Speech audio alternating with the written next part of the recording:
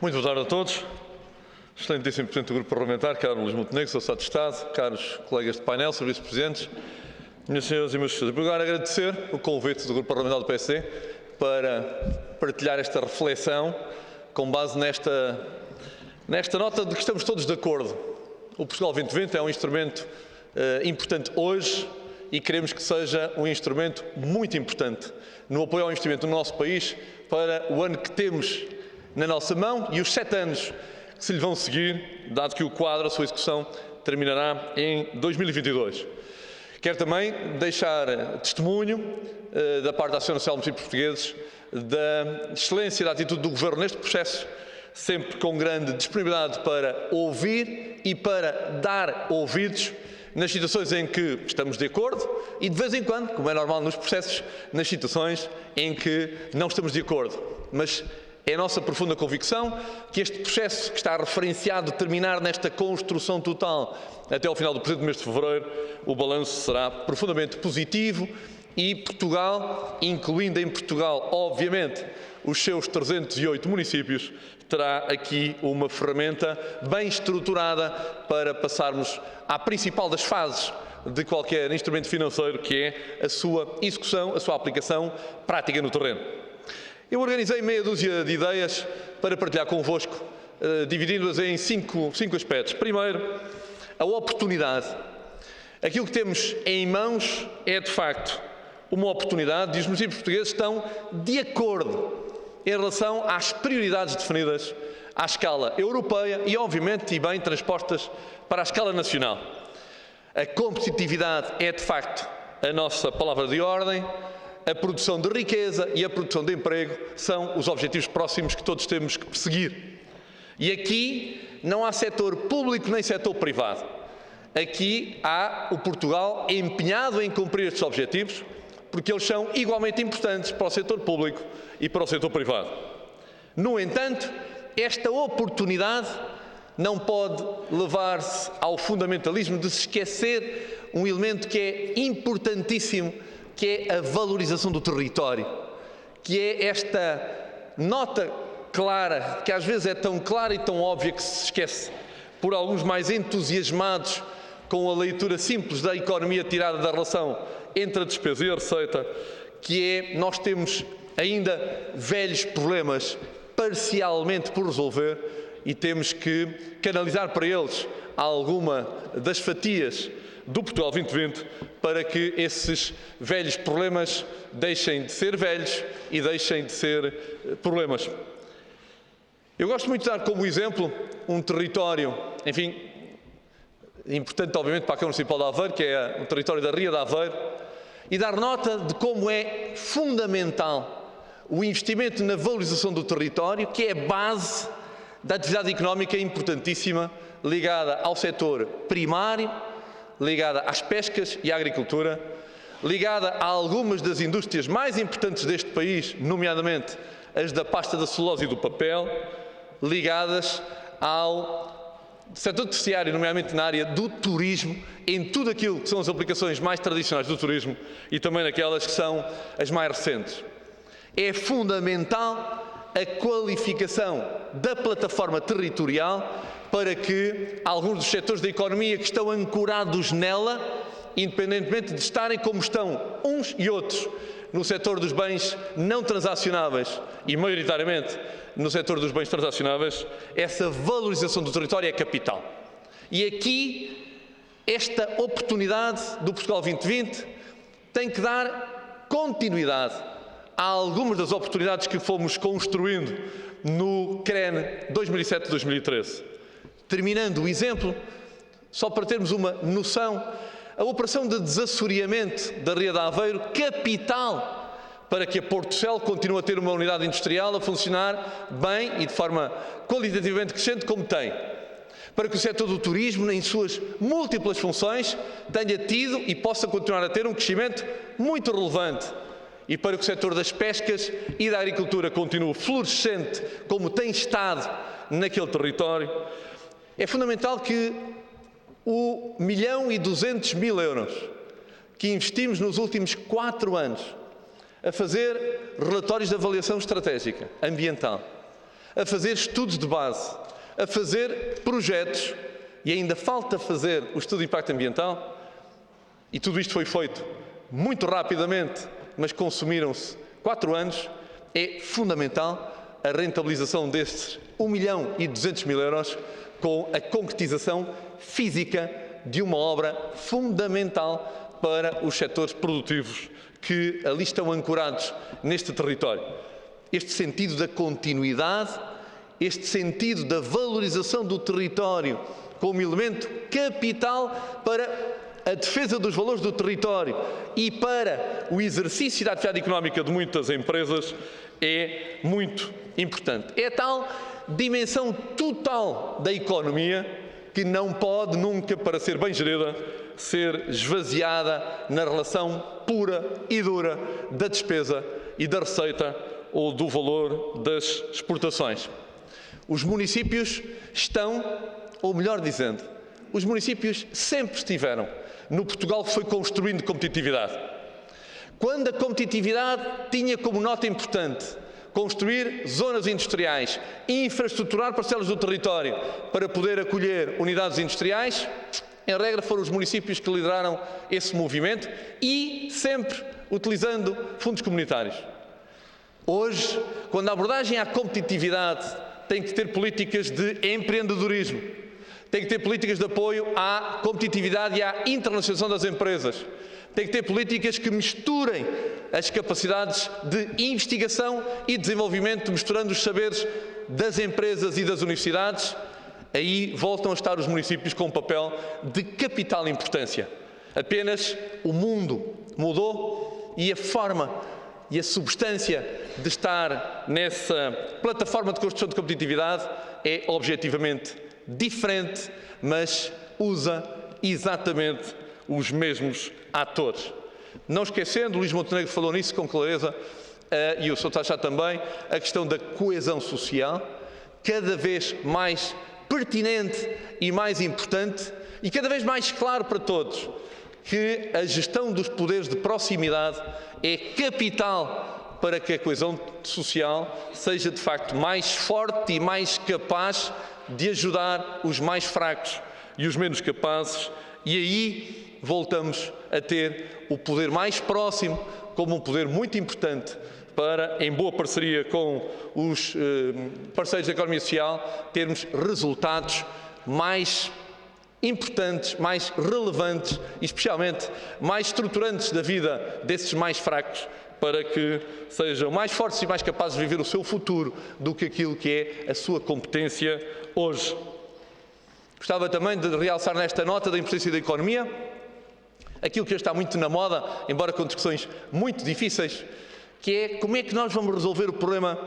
do tal interior, ou como agora mais se usa, tratar os problemas da baixa densidade. O Governo já anunciou, estamos a discutir os números e as regras, que é fundamental que existam mecanismos de majoração, de suplementar os apoios base para que as empresas se sintam mais estimuladas, muito mais estimuladas, para investirem nos territórios de baixa densidade ou no tal interior. A verdade é que, em regra, esses territórios não têm falta de escolas, ou de centros culturais, ou de pavilhões desportivos, ou de estradas. Têm falta de investimento privado, gerador de emprego, e gerando emprego é ele que fixa as populações aos territórios. É o emprego que fixa as populações aos territórios. Um território, por muito capacitado que esteja em termos de infraestruturas de múltipla condição, se não tiver emprego para os seus cidadãos, não vai conseguir segurar e muito menos cativar população nova para aí assentar residência. Uma terceira nota que gostava de partilhar é esta dos novos desafios e dos novos instrumentos do Portugal 2020, muito interessantes, muito desafiantes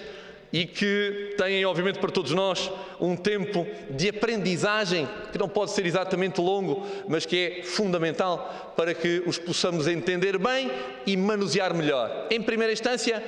esta referenciação, esta subordinação aos resultados. E ainda bem que assim é, apenas que sejamos todos felizes e capazes de os medir bem no momento de definir uma candidatura e, obviamente, depois de os medir melhor a quando da sua avaliação em termos de execução. Os objetivos a alcançar,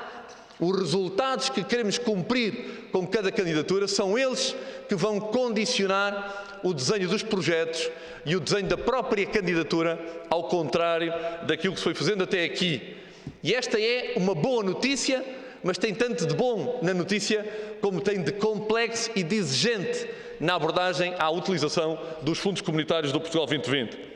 E temos 2 novos instrumentos de grande importância, não só para os municípios, mas para todos aqueles agentes públicos e privados que precisam e querem dar valor e tirar valor do território. As Ações Integradas de Desenvolvimento Urbano Sustentável, as AIDUs, o principal instrumento para aquilo que é a nova política de cidades no Portugal 2020, têm uma importância fundamental, têm um trabalho preparado, ou melhor, um trabalho de preparação seguramente exigente em tempo, mas fundamental para que depois, na passagem para a execução e para a materialização das ações, possa haver consequência, sabendo que aqui estão alguns dos objetivos que o novo mundo nos trouxe: a regeneração urbana e a reabilitação urbana, a mistura bem feita e aliciante do investimento público e do investimento privado, os novos instrumentos, sejam de fundo perdido, sejam de financiamento em pressupostos reembolsáveis, o encontro destas vontades, tendo como base planos integrados de desenvolvimento urbano, é absolutamente capital para tratarmos dos nossos centros urbanos, para os revitalizarmos num exercício que, obrigatoriamente, precisa de investimento público e precisa de investimento privado e precisa de ser atrativo para os nossos cidadãos. As iniciativas territoriais integradas, numa outra abordagem, são um outro instrumento novo. Um instrumento de pressuposto de contratualização prévia, com base nas estratégias integradas de desenvolvimento territorial que estão neste momento a ser avaliadas. O concurso terminou e todas as propostas foram entregues no dia 15 de janeiro, para que, em cima das estratégias aprovadas, passemos ao desenho e à aprovação dos planos em jeito de pacto para o desenvolvimento e a coesão, os quais, relembro, têm que definir 75%, têm que definir com pormenor 75% dos projetos que se apresentam a jogo e se contratualizam. Estes instrumentos de contratualização, na área das AIDUs e na área das ITIs, são da maior importância para que possamos ter elevada eficiência no cumprimento de tão importantes e de tão complexos objetivos. O trabalho de preparação, o tempo, mas a clareza e o compromisso destes contratos é absolutamente central para que nós possamos fazer com este instrumento aquilo que precisamos de fazer nas nossas cidades, nos nossos espaços urbanos, na nossa integração de fatores onde entram matérias tão importantes quanto a eficiência energética, quanto o completar aquilo que temos para fazer no ciclo urbano da água, quanto aquilo que são as ações no espaço urbano para receber muito do trabalho que se faz no empreendedorismo e na incubação de empresas, entre muitos outros aspectos. Mas contratualizar, e ainda há muita gente que não percebeu a importância da contratualização com estes instrumentos, é fundamental para se poder intervir, agir, investir de forma planeada e de forma estável. Não é possível nestas matérias onde há complexidade e onde há necessidade de comprometer vários agentes públicos e privados, não é possível andarmos a saltitar de concurso em concurso a cumprir cada um dos objetivos que têm que completar o mesmo puzzle, são peças do mesmo puzzle. Saudamos vivamente estes 2 instrumentos, obviamente esperando e trabalhando ativamente nesta parceria para que eles possam ser boas realizações, ter consequência nos bons objetivos que partilhamos. Estamos na Assembleia da República e quero, obviamente, deixar nota, especialmente aos seus deputados,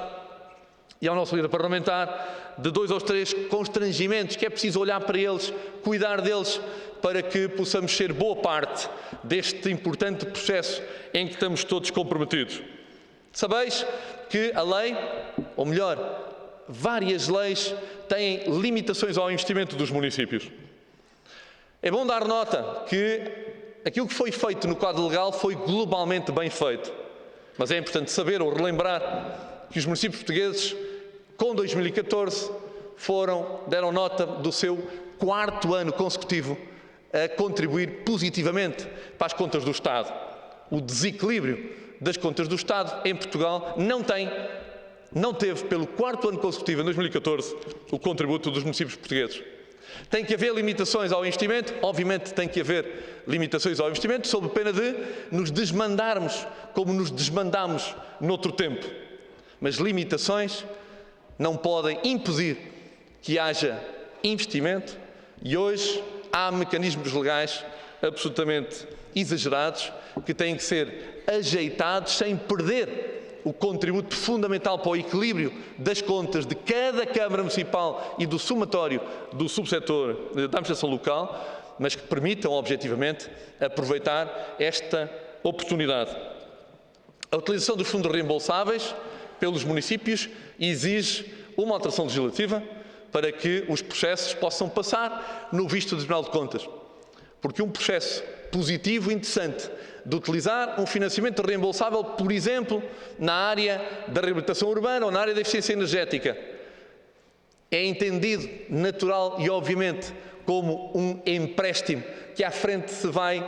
reembolsar. Mas um empréstimo, mesmo reembolsando à frente, tem que ter uma leitura legal diversa daquela que tem um normal empréstimo, sob pena de não poder ser executado e não podermos aproveitar uma oportunidade que é muito importante, e são os municípios que são gestores de uma grande parte dos edifícios públicos e de toda a iluminação pública, que exige, obviamente, investimentos que têm retorno nesta área tão importante, com uma fatura tão relevante nos custos da eficiência energética. Na Lei das Finanças Locais é urgente acabar com a sua determinação de extinguir o imposto municipal de transações, o IMT, porque obviamente está provado que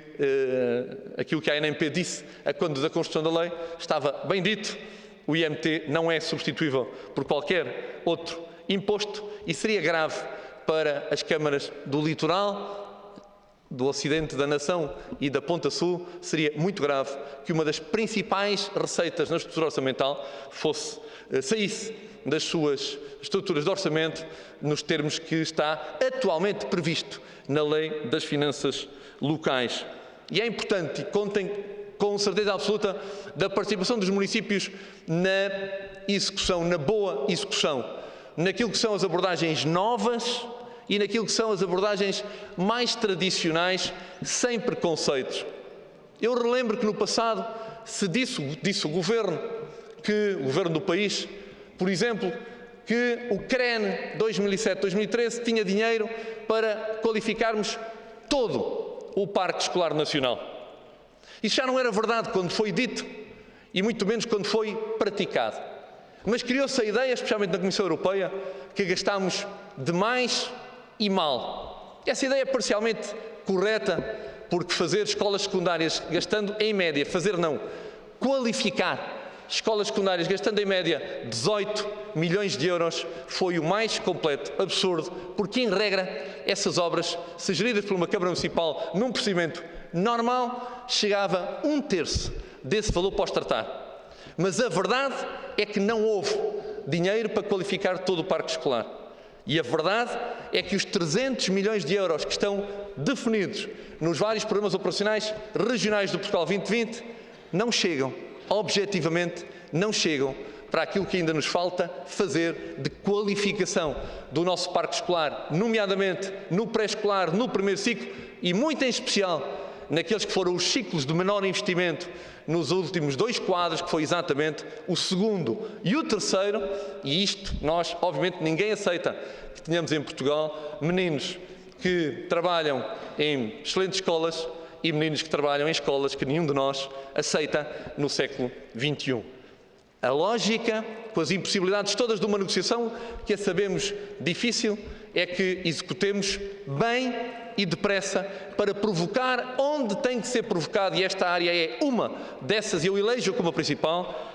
o necessário reforço das dotações para acabarmos, para completarmos a resolução de um dos velhos problemas de uma área que nos é tão querida e tão capital. Sabendo que temos ainda muito trabalho pela frente para acabar a boa execução, o melhor possível, dos fundos do CREN, do quadro comunitário que ainda está em vigor, usando o prolongamento ordinário até ao final deste ano, ou como nós defendemos, usando o prolongamento extraordinário de mais um ano para alguns projetos que, se fizerem transição do CREN para o Portugal 2020, vão causar perdas graves aos seus titulares, e falo de poucas exceções, não de regra. Garantidamente, este momento de partida para a execução do novo quadro é um momento de boa aposta, culmina um processo de boa negociação, mas tem seguramente que deixar a nossa atenção para alguns aspectos do Europa 2020, do quadro base europeu, que rapidamente têm que ser alterados porque estão desajustados à nova Europa e ao novo mundo que temos na nossa mão, e seguramente alguns desses processos, algumas das formas de contar da contabilidade europeia, hoje tão discutida por motivos que não saem do firmamento noticioso, é muito importante que haja também a capacidade na ordem jurídica da União Europeia de fazermos algumas correções à forma como se contabilizam investimentos públicos, nomeadamente quando quem faz o investimento público é exatamente o investidor privado. Este arranque de execução será da nossa parte absolutamente determinado, na certeza absoluta que estaremos a fazer essa execução, ao mesmo tempo que a manter esta parceria de trabalho com o Governo e com todos os parceiros deste processo, para que evolutivamente o Portugal 2020 cresça de forma adequada às nossas necessidades e de forma contributiva para a tal competitividade que tem que ter no valor do território uma das suas peças-chave. Muito obrigado.